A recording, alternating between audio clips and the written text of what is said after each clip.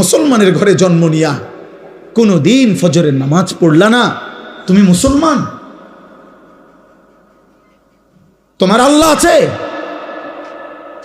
তোমার এক সৃষ্টিকর্তা আছে, তোমার কোনো নবী আছে, তোমার কোনো ধর্ম আছে? আহা, ইমানদারের সন্তান তো এত বড় নাফরমান হওয়ার কথা না। এমন মালিক তো ভুলার কথা না রে বাপ। সারাদিনে এক ওয়াক্ত নামাজ পড়ে নাই, এ কেমন মুসলমানের সন্তান? ওই বাবা মানে কেমনে? ওই মা রাঁধে কিভাবে? ওই স্বামী মানে কেমনে যার স্ত্রী কোনো নামাজ পড়ে না? ওই বাবার ঘুম আসে কেমনে যার সন্তান নামাজ পড়ে না?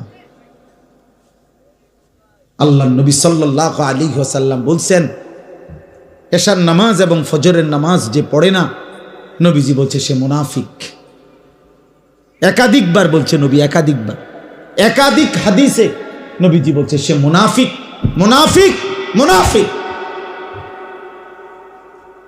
এশার নামাজ এবং ফজরের নামাজ যে পড়ে না, লা ইয়াশহাদুহুমা মুনাফিকুন, নবীজি বলছে এশা এবং ফজরের জামাতে আসে না মুনাফিক।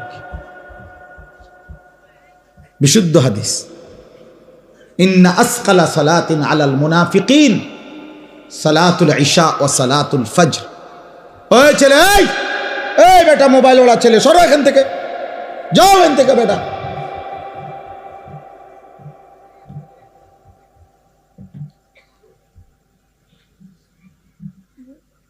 জি, একজন শুনলো কোনো সমস্যা নাই, একজনের জন্যই বললাম। আমি তো ভোটে দাঁড়াইছি না যে সবার সমর্থন আমার দরকার। আপনাদের প্রত্যেকের একটি ভোট আমার খারাইয়া মতেন আর বইয়া মতেন, এটা দেখার বিষয় না। আমার ভোট দরকার না, না, আমি ভোটের জন্য আসি নাই, আল্লাহর কথা বলতে আসছি, আখিরাতের জন্য আসছি। তোমরা একটা ছেলে বলো আব্বা বিষয়টা কি, কি বুঝাইতে চাচ্ছ? আমি দাঁড় করাই, এই এখন এখানে যদি 200-400 ছেলে বসে থাকো, যদি তোমরা 300 ছেলে হও, 500 ছেলে হও, 200 ছেলেও যদি হও, তো তোমাদের অধিকাংশ ছেলে বেনামাজি, চেহারা দেখলেই বোঝা যায়। এমন পাষাণ হইলা কেমনে বাপ?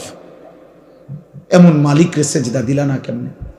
একজন বক্তার চেহারা দেখে কি হবে আব্বা?